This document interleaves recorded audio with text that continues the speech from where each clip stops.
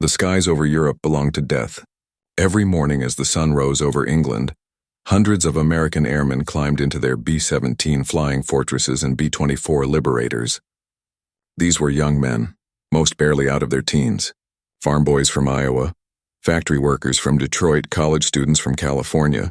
They wore heavy flight suits against the freezing cold at $25,000 FT. They carried their lucky charms, their photographs from home, their prayers, and they knew the odds. The briefing rooms filled before dawn. Maps showed the target for the day. Another factory deep in Germany, another oil refinery, another railyard. The intelligence officers explained the defenses they would face. How many fighter squadrons? How many flak batteries? The expected casualties. The crews listened, their faces betraying nothing but their hands gripping their coffee cups a little tighter. Every day, hundreds of these bombers thundered toward German industrial targets. Every day, dozens of them never came back. The crews that did return told the same terrifying story. German Messerschmitt 109s and Folly Wolf 190s swarmed like angry hornets, diving through the formations with cannons blazing. The fighters came in waves. Head-on attacks aimed at the cockpit, beam attacks from the side, tail attacks from behind. The gunners fired back desperately, their .50 caliber machine guns hammering. But the German pilots were experienced, skilled, and fearless. They pressed their attacks close enough that you could see their faces through the canopy. Some fired rockets into the formations. Others aimed for the engines, knowing one good burst could set a bomber ablaze. And then there was the flak. Anti-aircraft shells. The dreaded flak exploded in deadly black bursts that could rip a bomber apart. The German gunners below had had years to perfect their craft. They knew the altitudes bombers flew. They knew the speeds. They knew how to lead a target. The shells burst at precise altitudes, sending shrapnel in all directions. A bomber flying straight and level on its bomb run was an easy target. The crews could hear the shrapnel hitting their aircraft like hail on a tin roof. Ping, ping, ping. Sometimes a piece would tear through the fuselage, missing a man's head by inches. Sometimes it would not miss. The sky itself seemed designed to kill them. Each bomber carried a crew of 10 men, a pilot and co-pilot sitting side by side in the cockpit, fighting the heavy controls through flak and fighter attacks. A navigator hunched over his charts and instruments, calculating courses and trying to get them home. A bombardier lying prone in the nose, guiding the plane on the bomb run, the most dangerous minutes of any mission. A flight engineer who also manned the top turret gun, a radio operator who kept contact with base and also served as a waist gunner. A ball turret gunner curled in his tiny sphere beneath the fuselage, spinning to track fighters attacking from below. 2 waist gunners on either side of the fuselage, firing through open windows at 40 below zero. A tail gunner sitting alone at the rear, watching for fighters coming from behind. The most dangerous position of all. 10 men. They worked together, fought together, trusted each other with their lives, and all too often died together. When a bomber went down, it usually took all 10 men with it. Some managed to bail out before the aircraft exploded or broke apart. They became prisoners of war if they were lucky. If they were unlucky, they were shot while parachuting down or were captured and executed by angry civilians. Most never made it out of the aircraft at all. The losses were staggering beyond comprehension. In October 1943 alone, during what became known as Black Week, the 8th Air Force lost 148 bombers in just 7 days. 7 days. October 8th through October 14th, Bremen, Anklam, Marienburg, Münster. And finally on October 14th, the second raid on Schweinfurt, Black Thursday. On that single day, 60 B-7s were shot down in combat. 17 more were damaged so badly they never flew again. 600 men lost in one day. One mission. The raid on Schweinfurt became infamous. The bombers flew deep into Germany without fighter escort. The P-47s and P-38s did not have the range to go all the way. The bombers were on their own. The German fighters knew it. They attacked in waves again and again for hours for the week as a whole. 48 bombers destroyed. That was nearly 13% of the attacking force. 1,500 airmen gone, killed, wounded, missing, or captured. 1,500 families who would receive the dreaded telegram. We regret to inform you. 400 empty chairs at dinner tables back home. 1,500 young men who would never see their 25th birthday. And this was just 1 week. Most bomber crews had a life expectancy of just 11 missions. They were required to fly 25 missions before they could go home. 25 missions to complete your tour. 25 missions to earn your ticket home. 25 missions before you could see your family again. Do the mathematics. The odds were simple and brutal. With an 11-mission life expectancy and a 25-mission requirement, only about 1 in 4 crews would statistically survive their tour. Fly enough missions and you would probably die. Some crews beat the odds through skill, luck, or both. Many did not. The bunks in the barracks told the story better than any statistics. Every morning, crews walked to the flight line. Every afternoon, some of those crews did not come back. Their bunks sat empty that night. By the next morning, new crews had moved in. Fresh faces, new names, young men who did not yet understand what the old hands knew, that most of them would not finish their 25 missions. Personal effects were packed up quickly. Watches, letters from home, photographs, a teddy bear one pilot kept for luck, all boxed up and shipped back to families who were still hoping, still praying, not yet knowing their son or husband or brother was gone. More names were added to the growing list of the dead and missing. The list grew longer every week. The military brass knew they needed a solution urgently. Bombers were being shot to pieces faster than new ones could be built. The factories back home were working at maximum capacity. New B-17s rolled off assembly lines every hour, but they could not replace losses fast enough. Something had to change, but the solution was not simple. They could not just wrap the planes in armor like medieval knights wore armor. Weight was the enemy as much as bullets were. Every single pound mattered on a bomber. These aircraft were already pushing the limits of what 1940s technology could achieve. The 4 Wright Cyclone engines on a B-7 each produced 200 horsepower. Impressive, but there were limits. Every pound of armor meant 1 less pound of bombs to drop on the target, or 1 less pound of fuel to get home, or 1 less pound of ammunition for the defensive guns. The engineers ran the calculations constantly. If you added too much weight, the bomber could not reach its operational altitude. It would be a sitting duck for fighters.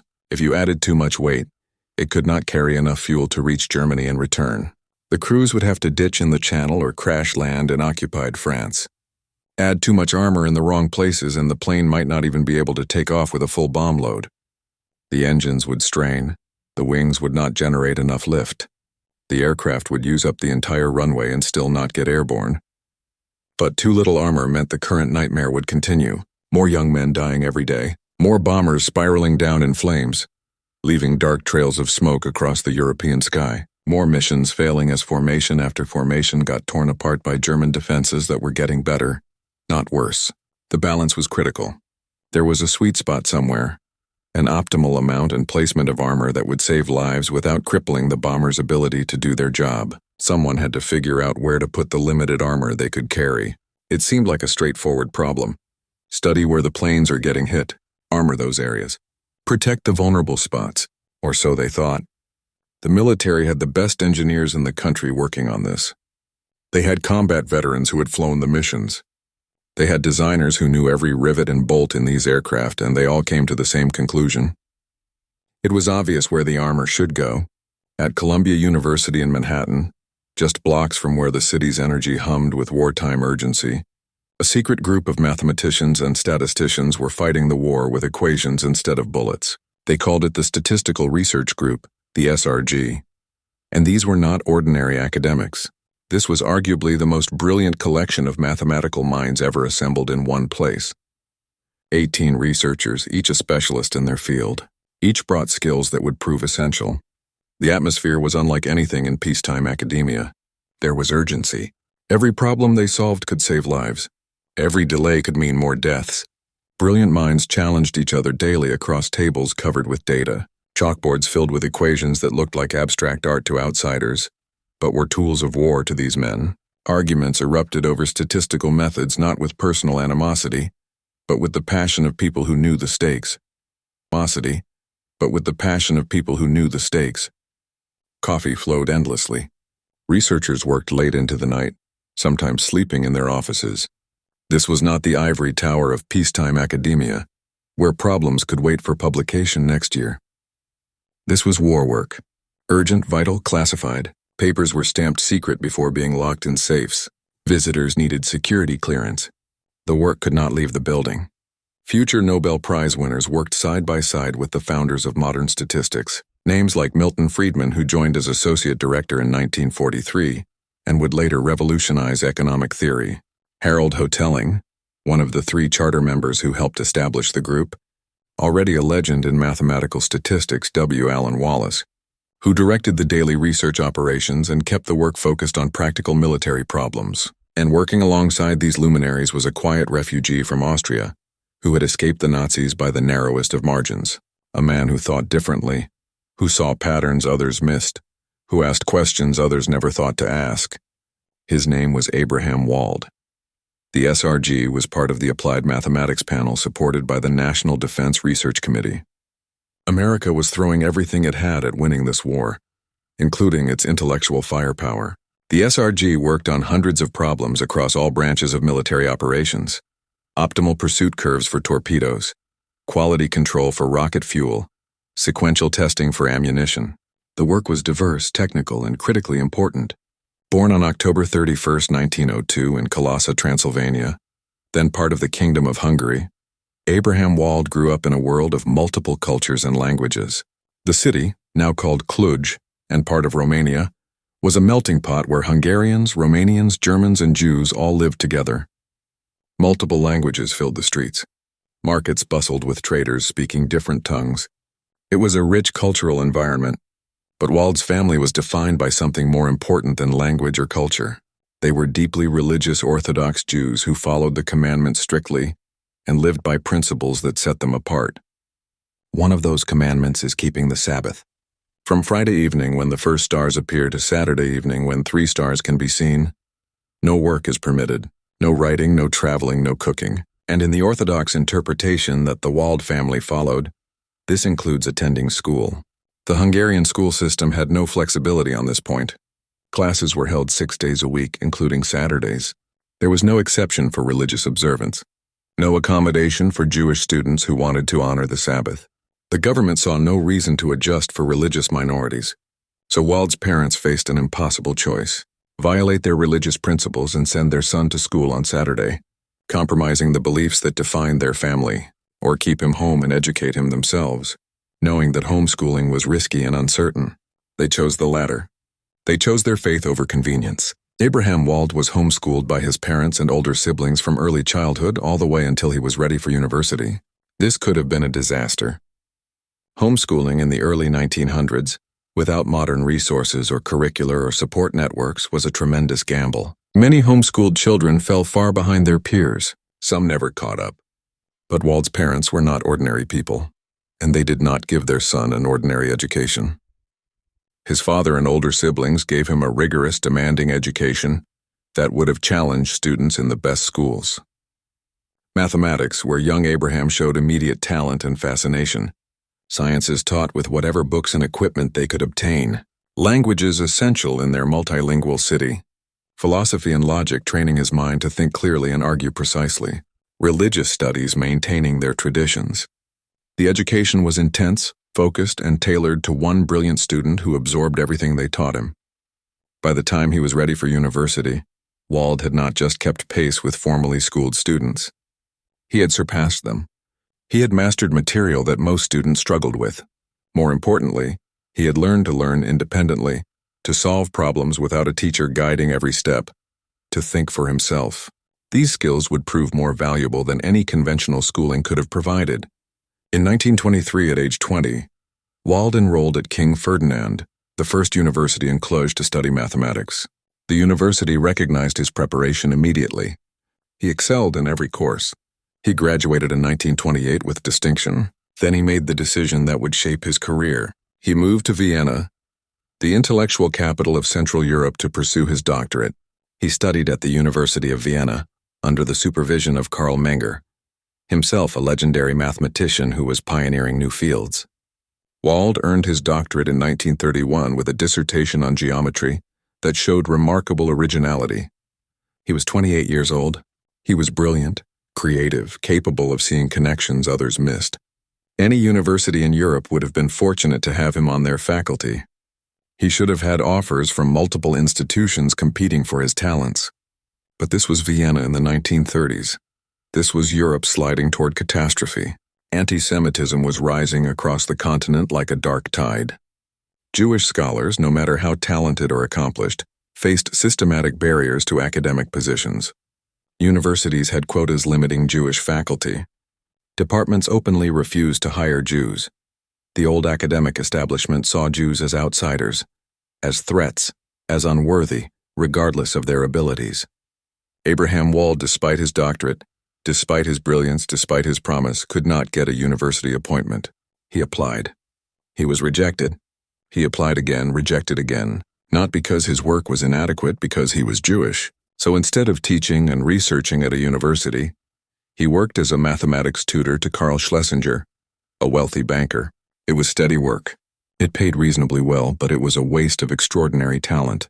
Later, Oskar Morgenstern, director of the Austrian Institute for Business Cycle Research, recognized Wald's abilities and created an economics position for him.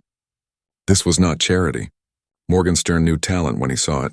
Wald began applying his mathematical skills to economic problems, bringing the same rigor and creativity to a new field that he had brought to geometry. He was making contributions, publishing papers, building a reputation among economists, but he was still shut out of academia proper, still unable to get the university position his abilities deserved. Then came March 1938, the Anschluss, the annexation, the catastrophe that Austrian Jews had feared but hoped might never come. Nazi Germany, emboldened by years of conquest and expansion, turned its attention to Austria. German troops crossed the border on the morning of March 12th. They met no resistance.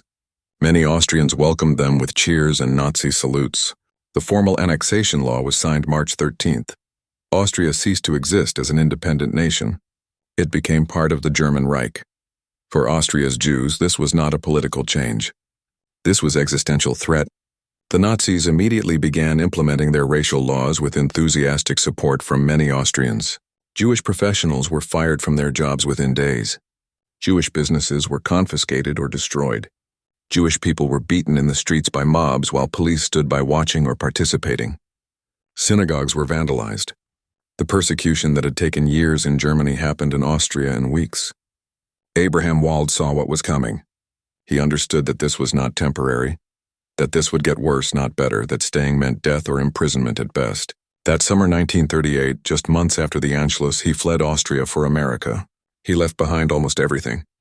His home, his work, his professional network. Most devastating of all, he left behind his parents, his siblings, most of his extended family. They could not all get visas. They could not all escape. Someone had to stay behind. He promised to send for them when he could. He promised to get them out. He never saw most of them again. All but one of the 9 family members who remained in Austria would die in Auschwitz. His parents, his siblings, people he loved, people who had educated him and shaped him and believed in him, gone into the machinery of genocide.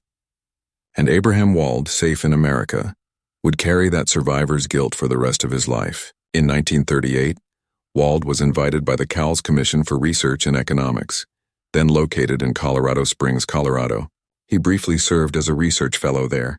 By September 1938, he had moved to Columbia University in New York as a Carnegie Corporation fellow under Harold Hotelling. This was Wald's home for the rest of his career. He became an associate professor, then a full professor.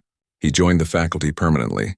He was finally, after years of discrimination and displacement, where he belonged, teaching, researching, creating new mathematics. When World War II began, America mobilized not just its factories and armies, but its minds. The Statistical Research Group was established at Columbia University, with charter members formally recognized July 1, 1942. It operated through 1945. It operated through 1945. 18 researchers worked there, supported by approximately 30 young women who handled the computing work, mostly mathematics graduates from Hunter and Vassar colleges. The SRG tackled problems that could save lives, and one of the most urgent was the bomber problem. Allied bombers were being destroyed at an unsustainable rate. The military needed to know where to add armor. The question seemed simple. Where are the planes getting hit? Armor those spots. Engineers examined hundreds of bombers returning from missions over Europe. They met each bomber as it landed. Before the crews could even debrief, technical crews swarmed over the aircraft with clipboards and cameras. They carefully documented every bullet hole, every piece of shrapnel damage, every torn piece of aluminum, every damaged system. They measured the holes. They recorded the locations precisely. They photographed the damage from multiple angles. Back at headquarters, They compiled this data into detailed diagrams, silhouettes of B-17s and B-24s covered with dots representing damage. Each dot marked where a bullet or piece of shrapnel had struck. After examining hundreds of aircraft, patterns emerged clearly. The data was consistent across different bomb groups, different targets, different missions. The fuselage showed heavy damage, holes everywhere, some small from machine gun fire, some large from cannon shells. The wings showed heavy damage, particularly the areas near the fuselage. The control surfaces, the ailerons and elevators were often peppered with holes. The tail section showed heavy damage. Both the vertical stabilizer and the horizontal stabilizers had taken beating after beating, but the engine's relatively little damage. Oh, there were some hits, but far fewer than the fuselage or wings. The data was clear on this point. The cockpit, not much damage either. Some hits, but nothing like what the fuselage sustained. The fuel system, surprisingly clean. The fuel tank showed less damage than expected. The engineers compiled their statistics. They created bar charts and diagrams. They calculated the percentage of returning aircraft with damage to each area. The fuselage, wings, and tail topped the charts. The engines, cockpit, and fuel systems were at the bottom. The conclusion seemed obvious, completely, utterly obvious. Add armor to the parts taking the most hits. Reinforce the fuselage where the majority of damage occurred. Strengthen the wings that were getting torn up by fighters. Protect the tail section that showed consistent damage. These were the vulnerable areas. The data showed it clearly. Any engineer looking at the numbers would reach the same conclusion. The proposal went to the statistical research group for analysis. This was standard procedure. Let the statisticians verify the numbers, confirm the conclusion, then implement the solution. It should have been routine. A few days of numbering, then approval, then production. But Abraham Wald looked at the data and saw something no one else saw.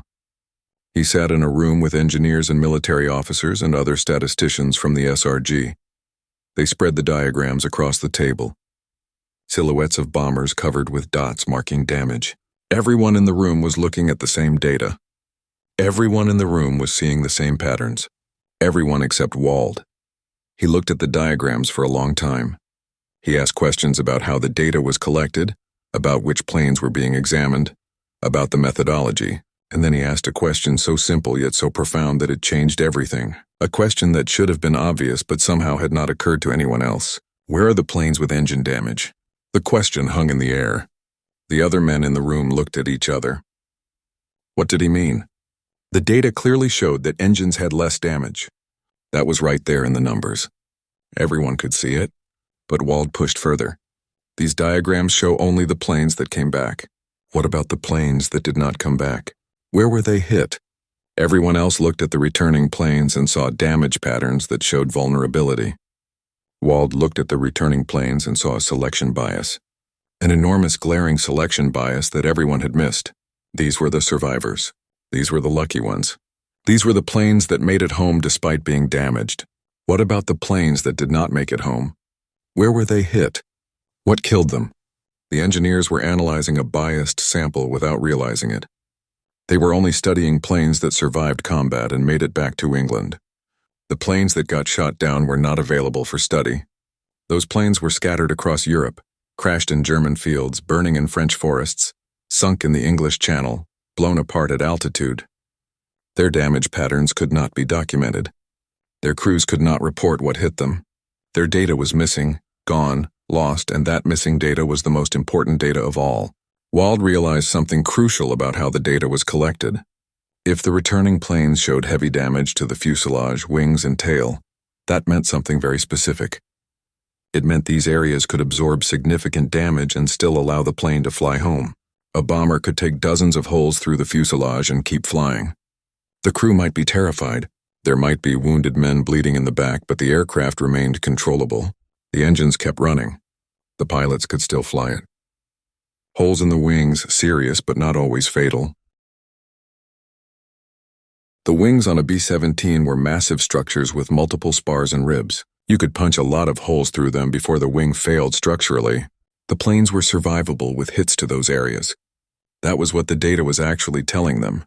Not that these areas were vulnerable and needed protection, but that these areas could take damage without bringing the plane down. But the engines showed little damage on returning of planes. Why? not because the engines were less likely to be hit.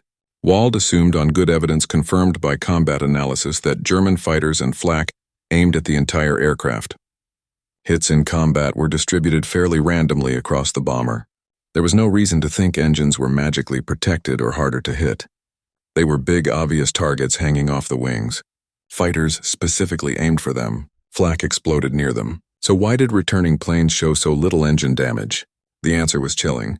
The engines showed little damage on returning planes because planes hit and the engines did not return. They went down. A hit to an engine could start a fire that could not be extinguished. High-octane aviation fuel fed the flames. The fire spread. The engine broke apart. Pieces flying off, maybe damaging the wing or starting more fires. Or the hit destroyed the engine outright, stopping it instantly. With one engine gone, the pilot could maybe limp home if they were close. With two engines gone on the same wing, the plane became uncontrollable. It rolled over and dove into the ground. The same logic applied to the cockpit. Few returning planes showed damage to the cockpit area, not because it was a small or protected target. The cockpit was right up front where fighters loved to make head-on attacks. The entire nose of the bomber was glazed with clear panels. Fighters could see the pilots sitting there. They aimed for them, specifically trying to kill the crew that controlled the aircraft. So why did returning planes show limited cockpit damage? Because when the cockpit took a direct hit, when bullets ripped through and killed the pilot and co-pilot or wounded them so badly they could not fly, the plane did not come home. It crashed. The crew died. The fuel systems showed the same pattern. The fuel tanks held hundreds of gallons of high-octane aviation fuel. One tracer round, one incendiary shell, one piece of hot shrapnel hitting a fuel tank could turn the entire bomber into a flying torch. Crews called it cooking off. The plane would light up, flames spreading instantly through the fuel vapor. The crew had seconds to bail out if they were lucky. Most were not lucky, so planes with severe fuel system damage did not make it back to England. They burned over Germany or limped part way and crashed in the Channel. The absence of engine damage on surviving planes was not evidence that engines were safe. It was evidence that engine damage was fatal. The absence of cockpit damage on surviving planes was not evidence that cockpits were well protected. It was evidence that cockpit damage killed the crew and doomed the plane. The absence of fuel system damage on surviving planes was not evidence that fuel tanks were secure. It was evidence that damaged fuel systems led to catastrophic fires. Wald's analysis identified a profound statistical principle that would later become known as survivorship bias. When you study only survivors, you miss the most important information. The failures, the casualties, the ones who did not make it. And those missing cases often have the most to teach you. They are absent from your sample, not randomly, but for systematic reasons related to the very thing you are trying to understand. The implications were enormous, not just for bomber armor, but for how data should be analyzed in any field. Every time you collect data, you must ask yourself, what process determined which data points I can see? What selection mechanism created my sample? What am I unable to observe and why? The data you can collect is shaped by survival, by success, by whatever process filtered out the failures, and that filtering process contains crucial information. His conclusion was stark and counterintuitive. The data suggested that armor should not go on the parts with the most damage on returning planes. It should go on the parts with the least damage on returning planes, the engines, the cockpit, the fuel systems, the parts that, when hit, prevented planes from coming home at all. If a plane could survive hits to the fuselage and still fly home, the fuselage was not the critical vulnerability. But if planes hit and the engines never came home, then engines were the critical vulnerability. This was backwards from what everyone expected. It contradicted the obvious interpretation of the visible data. But Wald was right. The engineers had been about to make a catastrophic mistake. They were about to armor exactly the wrong parts of the aircraft. They would have added weight to areas that were already survivable, while leaving the truly vulnerable areas unprotected. Bombers would have been heavier, able to carry less fuel and bombs, and no safer than before. More crews would have died, all because no one had thought to ask about the missing data. Wald wrote 8 technical memoranda for the SRG analyzing damage distribution on aircraft. These were not simple documents. They were severely technical, filled with equations and statistical proofs. He developed mathematical methods to estimate damage distribution for all aircraft, including the ones shot down, using only data from survivors. This required sophisticated statistical inference. He had to work backwards from biased data to infer what the complete unbiased data would look like. His papers were classified during the war for security reasons. The enemy could not know how American operational research was improving bomber survivability. The documents remained classified for decades after the war ended. They were finally declassified in the late 1970s. In 1980, the Center for Naval Analysis published Wald's complete wartime memoranda. Researchers could finally examine the original work in detail. The SRG operated under a specific policy that shaped how Wald presented his findings. They were analysts, not military commanders. Their job was to analyze data and answer the questions they were asked. They did not make explicit military recommendations about implementation. That was for military command to decide based on the analysis. So Wald's memoranda present the statistical analysis and show what the data implies. But they stop short of saying, you must do this specific thing. The implications were clear to anyone who read them. But the final decisions belonged to the military officers who understood aircraft design, production constraints, and operational requirements. The military used Wald's statistical methods through the rest of World War II. His approach to analyzing battle damage became standard procedure. The principle he established became embedded in military operational research for decades to come. Question your sample selection. Think about the missing data. Consider what you cannot see. Ask why certain data is available and other data is not. His work was used in the Korean War when new aircraft needed armor assessment. It was used in the Vietnam War when helicopter survivability became critical. It was used every time the military had to decide how to protect aircraft, vehicles, or personnel. The methods were taught at military academies and war colleges. Officers learned to think like Wald, to see not just the data in front of them, but the invisible data hidden by survivorship. But Wald's contribution went far beyond bomber armor. He had identified one of the most important concepts in statistics and critical thinking: survivorship bias, the systematic error that occurs when you study only successes, only survivors, only winners, and forget that the failures have information too. Perhaps the most important information. This insight applies far beyond military operations. In business, we study successful companies and read case studies about winning strategies. But we rarely examine the thousands of companies that tried identical strategies and failed. They went bankrupt. They closed. They are not here to tell their stories. We see only the survivors and draw conclusions from incomplete data. In medicine, clinical studies can suffer from survivorship bias. If you only study patients who survive to reach the hospital, you miss the most severe cases, the ones who died before arrival. This leads to underestimating the deadliness of conditions and wrong conclusions about which treatments work best. In finance, mutual funds that close due to poor performance disappear from historical comparisons. When you evaluate average mutual fund returns, you only see the funds that survived. The failures are not in the data. This inflates performance statistics and misleads investors. Abraham Wald taught us to ask the uncomfortable question: what am I not seeing? What data is missing? What failures am I ignoring because they are not here to be counted? These questions require us to imagine what is not there, to think about the invisible, to remember that absence of evidence is not evidence of absence. This requires double vision. You have to look at what is in front of you and simultaneously imagine what is not there. You have to analyze the data you have while also analyzing the data you do not have. Most people cannot do this naturally. Wald could. After the war, Wald continued his groundbreaking work at Columbia. He was now recognized as one of the leading statisticians in America.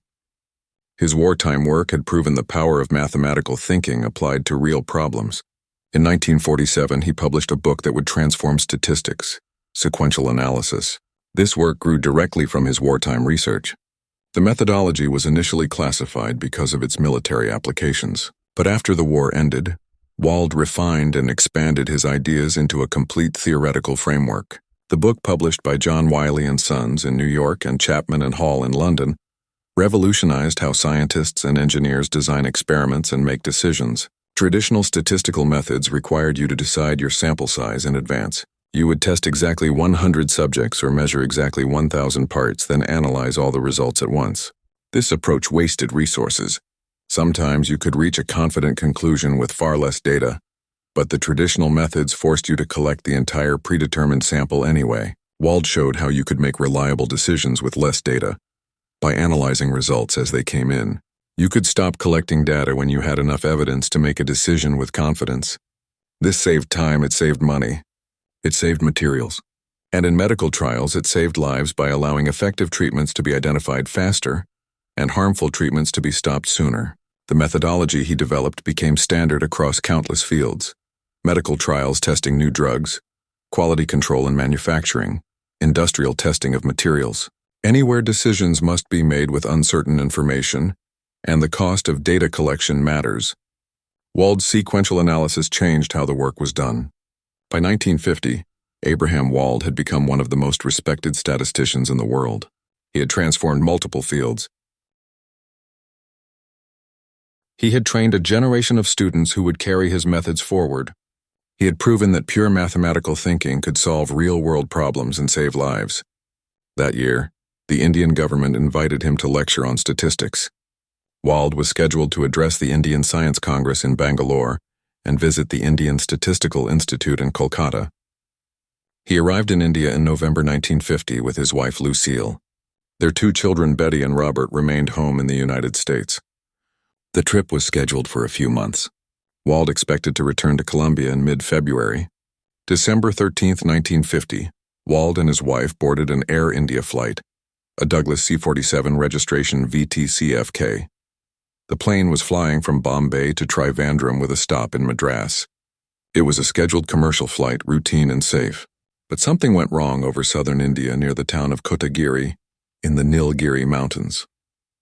The plane flew into the side of a mountain. Navigation error. The pilots did not see the terrain until too late. The aircraft crashed in a rocky valley below Rangaswamy Peak, approximately 8 miles from Kotagiri at 6,000 feet elevation.